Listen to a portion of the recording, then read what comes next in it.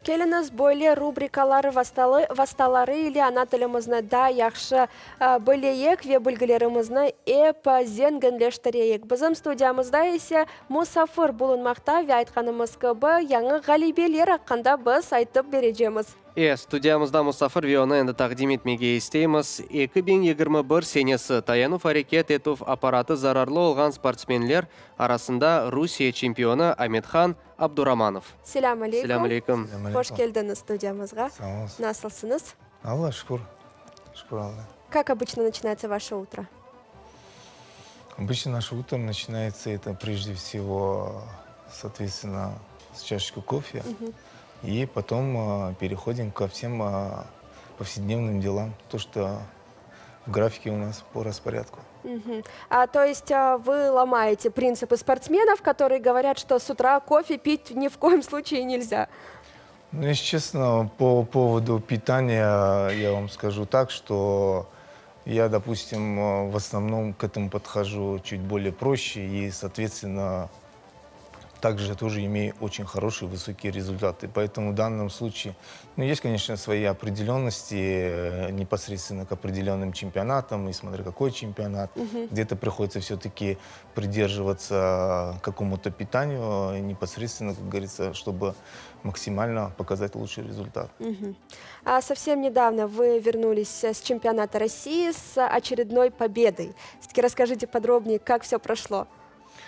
Да, буквально вот с 14 по 19 февраля проходил чемпионат России 2021 года, что, соответственно, было и открытие, так как уже 30-летие справляли Федерация армрестлинга России, как она существует в России. И тем самым было организовано очень хорошее мероприятие, где, соответственно, все спортсмены были очень довольны и показали лучший результат. И каждый непосредственно завоевал определенное место, насколько, как говорится, он был готов. В какой весовой категории вы защищали свой титул? Я уже третий год выступаю в одной и той же весовой категории, это 85 килограмм, где при собственном весе в этом году получилось так, что я еще даже наоборот скинул. Я был при своем весе 74 килограмм, что, соответственно, с оппонентами, соперниками у меня было 11 килограмм в разнице в недовесе. И, соответственно, все-таки даже в такой большой разгром весовой категории мне удалось, как говорится, защитить свой титул чемпиона России 2020 года, став обладателем золотой медали и чемпионом России 2021 года. А вес тела, насколько я знаю, в армспорте решает именно вот исключительное значение. Ну, не исключительное, скажу так, но в большой степени, как говорится, за каждой массой кроется своя физическая сила. Поэтому, соответственно, это один тоже из основных факторов, которые в большой степени в поединке играют свою роль. На самом деле их очень много, но в данном случае пришлось, как говорится, больше поднапрячься, чтобы, опять же, защитить титул и стать первым. Кто был вашим оппонентом? Финальный поединок у меня состоялся, как и в прошлом году. Парень тоже молодец, успешный, тоже очень хорошо прогрессирует. И в этом году тоже самое парень с Челябинска со мной, как говорится, конкурировал в финале, что представлял свой регион, свой город. И, конечно, я был намного лучше готов, уверенней.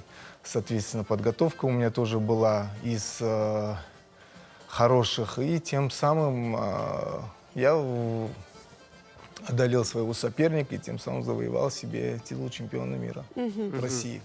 Это вот медали с последнего соревнования, я так понял. Да, это вот как раз две медали. Почему две? Потому что по левой стороне вот медаль, это у нас медаль от Министерства спорта Российской Федерации. Да. Покажу. И, соответственно, вторая медаль, это у нас личная медаль от Федерации армрестлинга России, так как был юбилей 30-летия, и, соответственно, выдавались вот медали так же, как и от Федерации. Вы сказали, что хорошая подготовка у вас была, но все-таки как проходит та самая подготовка? Расскажите, как вот ваш распорядок дня? Ну, Каждый день ли нужно заниматься, чтобы быть достаточно физически готовым? Ну, на самом деле у всех спортсменов свои программы. В данном случае у меня я в неделю по возможности, исходя из свободного времени, своего графика, стараюсь уделять, ну, хотя бы раза 3 тренировок провести. И тем самым 3 тренировки, ну, просто заранее перед чемпионатом тоже есть определенное количество времени, которое необходимо для подготовки к чемпионату. И непосредственно исходя из своей программы готовлюсь и показываю результаты. Мгм. Достаточно успешно начался для вас 2021 год. Все-таки что дальше? Какие планы на предстоящий год? Ну, и в прошлом году у нас точно тоже все удачно начиналось, соответственно, тоже золотая медаль. Но единственное, так как произошло такое изменение в мире, соответственно, нам пришлось, как говорится, остаться без чемпионатов. В данном случае в этом году будем надеяться, что будет все проходить хорошо и, соответственно, все будет организовано. Тем самым, кто на чемпионате России отбирается непосредственно, занимав первые и вторые места, они отбираются на чемпионат Европы и чемпионат мира, чтобы представлять непосредственно страну на Уже на международной международной арене. арене. Мгм. Да. И тем самым путевка, как говорится, у нас уже в руках. Соответственно, я один из членов сборной Российской Федерации на сегодняшний день в своей весовой категории. Так что будем, иншаллах, готовиться к предстоящим турнирам. А самый ближайший турнир, по идее, он должен проходить где-то в мае месяце, соответственно, чемпионат Европы. Будем непосредственно готовиться и представлять наш регион, Российскую Федерацию на этой международной арене. Аллаху лакетарсын. Аметхан аға, скажите, занимаетесь ли вы тренерской деятельностью? Тренируете ли молодых спортсменов? Или есть ли в планах такое? И я раньше преподавал, так как были ребята, желающие тоже достичь чего-то в спорте. Но так получилось, что со временем все было чуть сложновато. После определенного времени пришлось, как говорится, это дело оставить. В данном случае, в нынешнее время, соответственно, пока со временем чуть тяжко, но, иншаллах, в планах есть, как говорится, собрать тоже свой определенный круг ребят и непосредственно тренировать, также, чтобы достигали высоких результатов, представляли, что наш регион, что и, конечно, нашу страну на международной арене также. Мгм. А как вы считаете, насколько важен моральный настрой перед поединком? То есть, если спортсмен, возможно, недостаточно готов физически, но настроен на победу, есть ли у него шансы? Конечно, психологический настрой, на самом деле, перед поединком, он очень важен. Это, как я уже неоднократно говорил, это одна из заключительных частей, которые необходимо восполнить.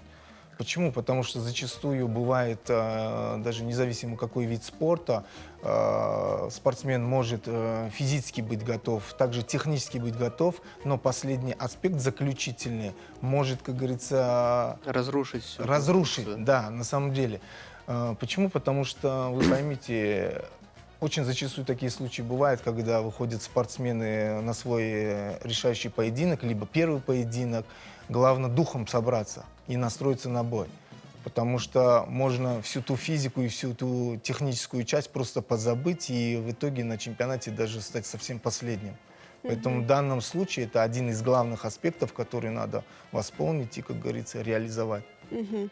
А бывали ли у вас когда-либо какие-то казусы на поединках? Возможно, такие моменты, смешные моменты, или те мгновения, которые не забудутся никогда, когда что-то шло не так, как должно быть?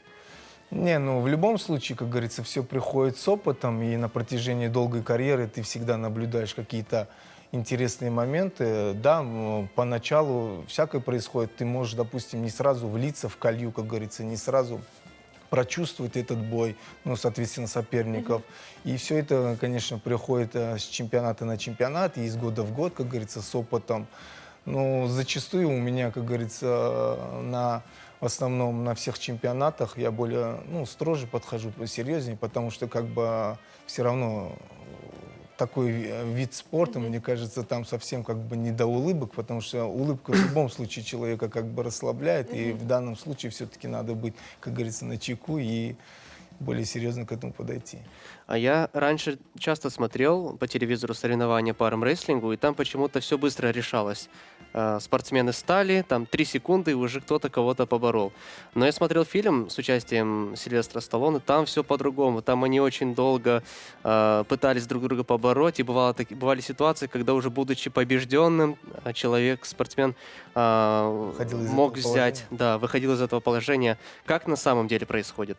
На самом деле и так происходит. Это, опять же, зависит тоже от многих факторов. Бывает, что когда выходят два бойца непосредственно бороться за столом, кто-то из оппонентов, может быть, реально превосходит по силе другого. Либо кто-то, допустим, наоборот, превосходит в технической части больше.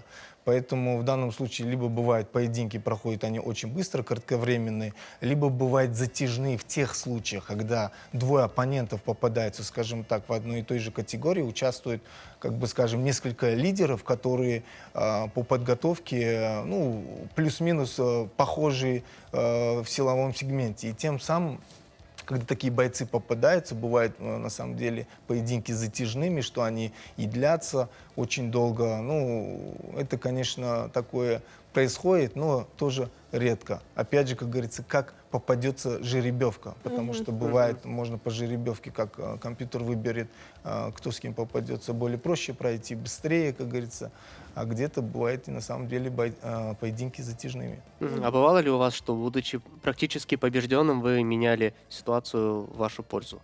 Да, в моей карьере такое неоднократно было. Просто еще есть такие моменты, где при старте, опять же, это почему говорится, надо быть максимально к этому психологически готовым. И вот эту долю секунды слышать, когда судья подает гонг на старт. Бывает, ты можешь проспать старт, есть такое выражение. Тем самым, да, ты не успел, как говорится, физически подключить свои мышцы, связки, и, соответственно, в каком-то положении, почти в проигрышном, подключить это все и, соответственно, поймать соперника руку все-таки где-то там на грани. И тем самым с такого положения приходилось иногда вытаскивать, что, собственно, и выходил из таких положений. Мгм. И еще вот, наверное, последний вопрос, я не могу его не задать. Я тоже насмотрелся всяких видео, когда там есть какой-то градус, если я не ошибаюсь. Если нарушить это правило, то может произойти серьезная травма и сломаться плечевая кость, что тоже неоднократно Да, на происходит. самом деле такое присутствует. Есть из таких опасных положений, где судья обязательно должен контролировать, потому что, да, двое бойцов, когда выходят, и, соответственно, каждый, ну, представьте, еще если будучи тем более свежие, они начинают, как говорится, ну, максимально все включать. И в данном случае здесь надо очень контролировать такие опасные моменты, чтобы не было переломов, вывихов и все остальное. Зачастую это бывает при борьбе, допустим, когда рука стоит, оппонент начинает уходить от руки, соответственно, плечо убегает уже от вашей руки по горизонтали. Тем самым, получается, рука остается сама собой. Здесь в данном случае, ну, зачастую такие бывали перелом, называется винтовой перелом. Рука выворачивается. И тем самым это опасное, конечно, положение. И в данном случае опытные судьи за этим следят, чтобы спортсменов прошел нормальный поединок и обошлось без всяких травм. А после такого перелома спортсмен может рассчитывать на продолжение своей карьеры, либо это уже завершение? Ну, рассчитывать, знаете, мы можем предполагать, а располагать Всевышний, поэтому в данном случае кому как повезет. Если, ну, суждено, то спортсмен может вернуться спокойно и стать в строй и дальше выступать. Ну, как повезет. Если нет, то бывают тоже и случаи, где спортсмены из-за каких-то поединков, случаев вообще не возвращаются в спорт. Спасибо, что посетили нас сегодня. Да. Чох Сагл. Мы Чох вам Сагл. желаем успехов во всех ваших дальнейших начинаниях и желаем на достойном уровне защитить титул чемпиона уже на международной арене. Чох Саунс. Что вы пожелаете телезрителям? Ну, прежде всего, конечно, хочу пожелать в нынешнее наше время, это самое главное, конечно, здоровья. Прежде всего, чтобы все максимум, приходя к этому, берегли свое здоровье и, соответственно, если есть желание, приходили в спорт, независимо какая дисциплина, каждая дисциплина хороша по-своему. И в данном случае, будь это любительски, будь это профессионально, я думаю, каждый человек должен осознанно на это идти. И, конечно, невозможного ничего нет. Всегда можно всего достичь. Главное — желание. Действительно. Чок сау Сау нас. болыңыз. Bizim студиямызда яңа галибелернен bekleyimiz. Иншаллах, сау болыңыз. İşte mana böyle meraklı sohbet oldu. Armwrestling hakkında biz çempionun laf ettik ve elbette bu spor çeşidi hakkında pek çok şey öğrendik. Şimdi ise geliniz teneffüs yapayıq ve müzik dinleyik.